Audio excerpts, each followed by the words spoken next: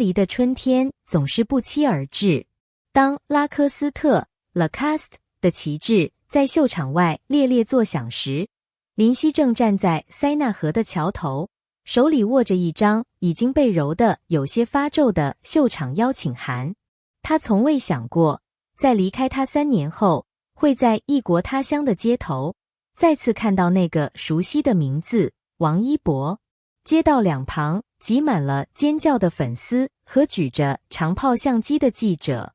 林夕缩在人群里，显得有些格格不入。他今天穿了一件浅绿色的运动风外套，那是他最喜欢的颜色。快看，是他！随着一阵震耳欲聋的欢呼声，一辆黑色商务车缓缓停下。车门打开的一瞬间，空气仿佛凝固了。那个男人走了下来，黑色的短发利落洒脱，眼神里带着一种惯有的冷峻，却在看向镜头时，偶尔闪过一丝不易察觉的温柔。那是王一博，是那个在舞台上发光发热的狮子，也是那个曾经在深夜里为他煮过一碗清汤面的少年。林夕还记得他们刚认识的时候，那时的他还没现在这么耀眼。他在练习室里跳舞，跳得大汗淋漓。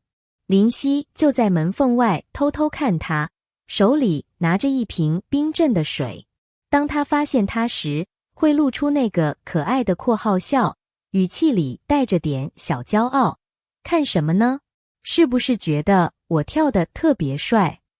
那是糖果班的日子，他们会在没人的操场上并肩看星星。他会把耳机分他一半，里面播放着节奏感极强的街舞音乐。他说：林夕，等我以后出名了，我要带你去巴黎看秀。那时的承诺听起来总是那么轻，却又那么重。可后来他真的越来越红，红到全世界都知道他的名字，而他却在媒体的长枪短炮和私生饭的骚扰中，渐渐感到了力不从心。一博，我们分手吧。为什么？他当时的眼神至今让林夕午夜梦回时感到心碎。因为你属于星辰大海，而我只想在小溪边看落日。那一晚，巴黎还没来得及去，他们就先丢掉了彼此。回到现实，林夕跟着人群进入了秀场。他坐在后排的角落里，而他坐在最瞩目的第一排，身边是品牌的高层和好莱坞的巨星。聚光灯下的他举手投足间尽是优雅。他与 CEO 亲切交谈，与创意总监握手。他的侧颜在光影下完美的像一尊雕塑。林夕看着他，眼里不知不觉蓄满了泪水。他过得很好，比他想象中还要好。这种认知让他感到一丝慰藉，却又夹杂着无尽的酸涩。就在大秀即将结束，模特们列队谢幕时，王一博忽然转过头，目光漫无目的地在后排扫视。那一刻，林夕下意识地低下了头，躲在阴影里，心跳得很快，仿佛要跳出胸膛。他怕他看见自己，更怕他没看见自己。这种矛盾的心情，就像巴黎的天气，晴雨只在一瞬间。大秀结束后，巴黎下起了一场小雨。林夕漫步在香榭丽舍大街，他停在一家甜品店门口，买了一盒他以前最爱吃的马卡龙。这位小姐，请等一下。一个低沉而熟悉的声音从身后传来。林夕僵住了，他缓缓转头，看到那个男人正撑着一把黑伞站在雨雾中。他摘下了墨镜，那双清亮的眼睛正一瞬不瞬地盯着他。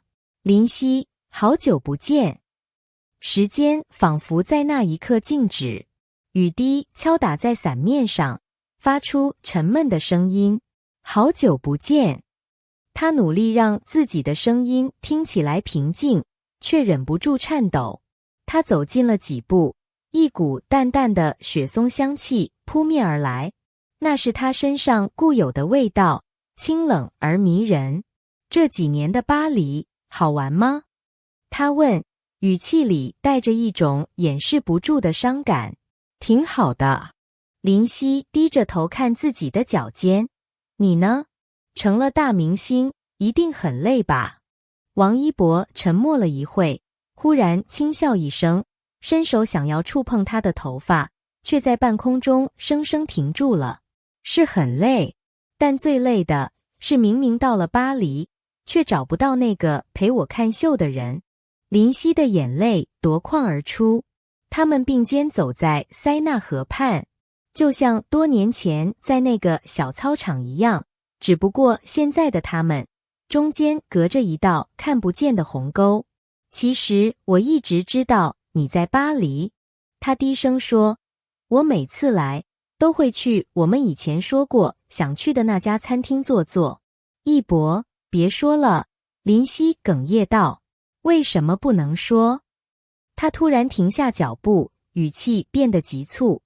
林夕，我知道当初让你承受了很多压力，但我从未想过要放开你的手。夕阳渐渐沉向地平线，将塞纳河染成了一片瑰丽的橘红色。这景色美得惊心动魄，却也预示着黑暗的降临。他从口袋里掏出一个小盒子，里面躺着一枚拉科斯特风格的精巧胸针，是一个小巧的鳄鱼造型，上面镶嵌着一颗翠绿的宝石。这是我作为代言人拿到的第一件礼品，我想送给你。林夕接过那枚胸针，指尖触碰到他的手掌，那一丝温热让他留恋，却也让他清醒。谢谢，但我不能要。